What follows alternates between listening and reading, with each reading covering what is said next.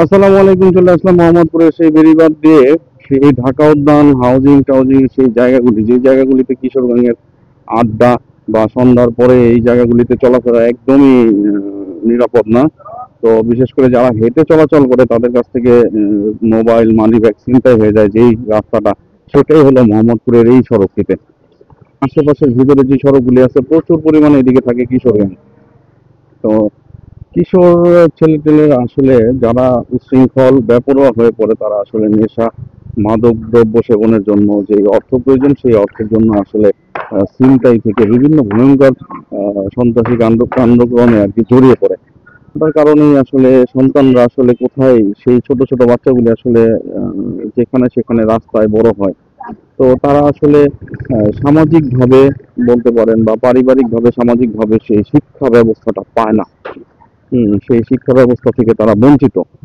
তো তাদেরকে কে শিক্ষাটা দিবে আসলে, যে সমাজে চলতে হলে ভালোভাবে চলতে হবে, ভালো মন্দ খারাপ কোনটা ন্যায় কোনটা অন্যায়, এইগুলি আসলে বোঝার মতো তাদের বুঝে ওঠার আগেই তারা বিভিন্ন নেশা দ্রব্যতে জড়িয়ে পড়ে।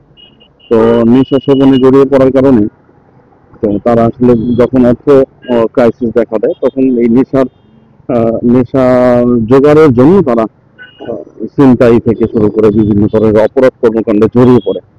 স্কুল জীবনের শুরুটাই যখন সে শুরু করতে পারলো না, সে শুরু করলো পলিথিনের মধ্যে ডন্ডি দিয়ে, নেশা দিয়েই তার জীবনটা শুরু হলো। তো সেই সন্তানকে, মানে সেই শিশুটি আসলে কিছুটা সময় বড় হয়ে, সে 10-12 বছর বয়স বা 12-14 বছর বয়সে সে কি হয়ে উঠবে, তার কাছ থেকে আমরা কি আশা করতে পারি?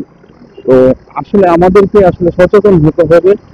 আমরা সেই জায়গাটাকে, তাদেরকে, তারা অপরাধ করছে, তাদেরকে অপরাধের জন্য তাদেরকে শাস্তি পাইতে হবে, এটাই তো সমাধান না। আমরা তো সমাজটাকে বদলাতে চাই। তো আমরা যদি সমাজটাকে বদলাতে চাই, তাহলে সেই ব্যক্তিগুলিকে বদলাতে হবে, যেই ব্যক্তিগুলি আসলে সেই সন্তানগুলি জন্ম দিচ্ছে, তাদেরকে কোনো দায়িত্ব নিচ্ছে না। তো তাদেরকে শাস্তির আওতায় আনতে হবে।